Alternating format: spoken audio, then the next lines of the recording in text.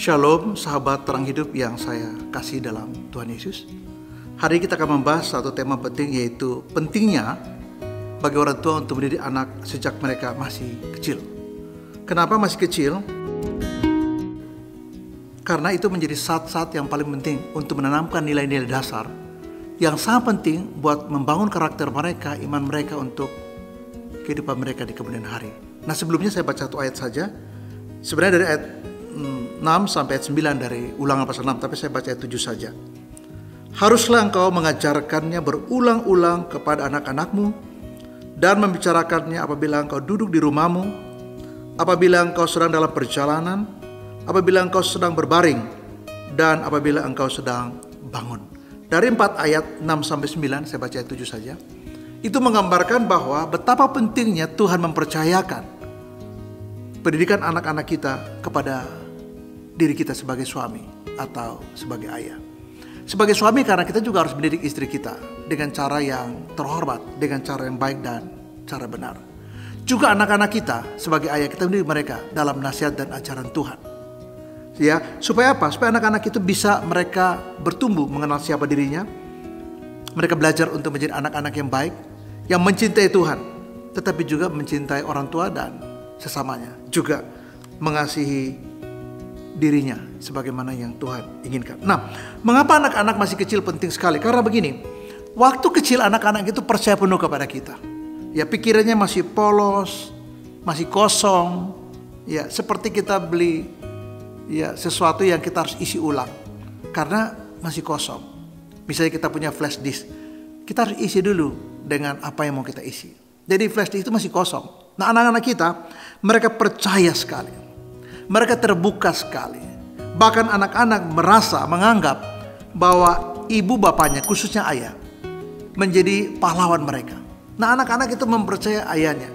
Mereka bangga dengan kita. Sehingga mereka mengidentifikasi diri dengan diri kita, khususnya anak laki. Anak laki itu bangga sekali dengan papanya. Nah, kalau kita tidak menjaga kebanggaan itu, satu titik anak itu malah berbalik. Dia justru tidak bangga apapun dengan diri kita. Kenapa? Dia mulai menyadari bahwa apa yang papanya peragakan itu tidak seharusnya terjadi. Itu tidak seharusnya dia lihat depan mata. Tapi itu terjadi. Nah, anak-anak mengapa masa kecil penting untuk dididik secara baik dan benar? Karena dasar pondasinya itu sangat penting diletakkan di usia-usia di bawah 6 tahun atau 6 tahun kedua. Di bawah 12 tahun, anak-anak masih punya ruang untuk kita letakkan dasar-dasar moral untuk membentuk karakter di kemudian hari. Kalau kita gagal di level ini, kita akan mengalami banyak sekali kesulitan, apalagi usianya remaja, usia di mana dia mulai memberontak karena dia melihat bahwa antara apa yang orang tua ajarkan dan apa yang orang tua peragakan itu sama sekali berbeda, dan dia mulai melihat bahwa papanya cuma bisa ngomong tapi tidak bisa menunjukkan bukti dari satu kehidupan yang ia sendiri ajarkan kepada kita anak-anaknya. Ya, mengapa kita mengajar anak-anak sejak kecil? Mengapa? Karena Tuhan yang mempercayakan itu kepada kita. Satu sisi memang ini sebuah beban, karena sama sekali tidak sederhana. Bukanlah hal yang gampang, bukannya hal yang sekedar saja, tapi ini kepercayaan Tuhan yang diberikan di pundak seorang ayah. Ada pertaruhan moral di situ. Ada sesuatu yang sangat penting, yang prinsipil di situ, yang Tuhan beri kita kepercayaan untuk menunaikan itu. Nah, apa? Mendidik mereka sejak mereka kecil. Anak-anak itu berada di sisi kita, bersama kita, sampai mereka satu hari meninggalkan rumah, atau sampai mereka dewasa, usia 18 tahun. Mereka ada dalam pengasuhan kita. Nah, kita orang yang mendapat mandat, mendapat kepercayaan. Kita mendapat kehormatan yang tertinggi dari Tuhan untuk mendidik mereka, untuk mengasuh mereka, untuk memelihara mereka, membawa mereka untuk menikmati suatu kehidupan yang Tuhan inginkan. Nah, ketika kita mulai menyadari ini, maka saya ingin mengatakan bahwa diperlukan sebuah komitmen yang tinggi dari seorang ayah. Mengapa? Karena mendidik anak tidak sekedar menyampaikan ajaran-ajaran yang baik. Itulah sebabnya seorang ayah harus menjadi contoh dalam banyak hal. Dia harus membaca Alkitab, bangun lebih pagi. Dia harus membangun komunikasi yang konstruktif, yang positif dengan anak-anak, dengan istri. Karena anak-anak melihat itu setiap hari. Seorang ayah harus berdoa buat anak-anaknya. Hal yang paling indah bagi seorang anak adalah ketika papanya meletakkan tangan di atas kepalanya dan berdoa. Setiap kali anak itu, apa kamu tidur, apa kamu pergi. Dan doa yang diucapkan oleh ayah pada diri anak, itu akan terpatri dalam jiwa yang paling dalam. Sehingga satu hari kita sudah tiada. Karena Tuhan memanggil kita mendahului dia. Dia akan ingat doa-doa papanya, harapan-harapan papanya, mimpi-mimpi papanya, kerinduan-kerinduan papanya, harapan-harapan yang paling tinggi yang dia inginkan bagi kehidupan anak itu diucapkan dalam doa.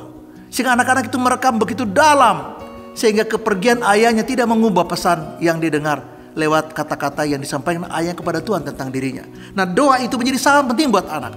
Anaknya tahu bahwa kalau dia ada pergumulan, papanya selalu berdoa buat dia. Kalau ada suatu kesulitan, papanya selalu ada buat dia. Nah, seorang ayah tidak hanya cukup memberi ajaran yang baik, tapi penampingan buat anak-anak, memberi teladan buat mereka, mengajar mereka, mendidik mereka, melatih mereka.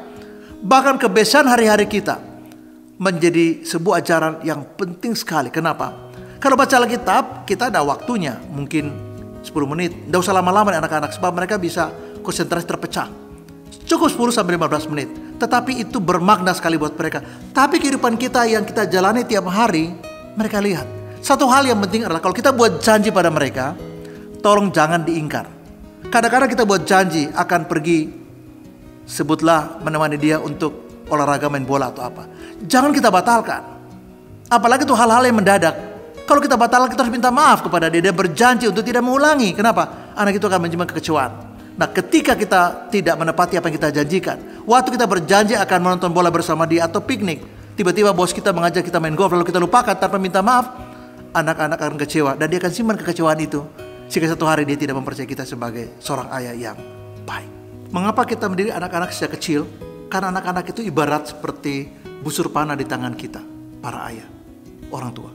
Kemana busur itu kita mengarahkan, kesitulah kira-kira jalur yang akan dia tempuh. Jejak dia akan mengikuti kemana kita mengarahkannya. Kalau kita salah mengarahkannya, di satu titik kita sulit untuk bisa membelokkan arahnya. Kita tidak pesimis dan merasa bahwa tidak ada harapan. Karena kita percaya mujizat, Tuhan bisa bekerja. Tetapi tanggung jawab kita sebagai ayah, arahkan mereka pada tujuan Tuhan. Arahkan mereka sesuai dengan bakat mereka. Arahkan mereka sesuai minat mereka. Dan arahkan mereka dengan contoh yang baik dari kehidupan kita sendiri. Bukan cuma ajaran, tapi keteladanan hidup. Nah, banyak anak-anak yang bermasalah dalam kehidupan mereka di kemudian hari. Bukan karena mereka kekurangan fasilitas. Bukan karena mereka kekurangan uang. Atau bukan karena mereka tidak ada kesempatan belajar di sekolah-sekolah yang terbaik. Atau mereka tidak punya kesempatan sekolah di luar negeri. Bukan itu. Tapi banyak anak-anak yang melakukan kriminal. Banyak anak-anak yang salah jalan. Mereka melakukan pelarian kepada seks bebas, narkotika, obat-obatan, pergaulan bebas, kenakalan remaja, dan lain sebagainya. Bukan karena semata-mata tidak punya orang tua. Tapi bisa jadi karena kita terlalu sibuk. Ketika kita terlalu sibuk, anak-anak bukan menjadi prioritas kita. Karir kita kejar. Uang kita kejar. Jabatan kita kejar. Tapi ketika kita mendapatkan itu, betapa menyedihkannya adalah di endingnya. Anak-anak kita udah rusak. Di saat mereka membutuhkan kita lagi sibuk mencari uang. Di saat mereka memerlukan kita, waktu kita habis untuk mengejar karir. Ketika anak-anak menangis dan membutuhkan papanya menemani dia ikut pertandingan bola, dia sangat bermimpi papanya akan ada di sana bertepuk tangan, hore. Atau anak perempuan lagi menari dan diharapkan ibu bapaknya mengantar dia. Karena dia bangga sekali ketika sang pahlawannya melihat dia menari, bertanding, atau yang lain sebagainya. Itu harapan anak-anak, itu mimpi mereka. Mereka harapkan papanya secara physically ada dan tidak sibuk main handphone, betul-betul care dengan dia.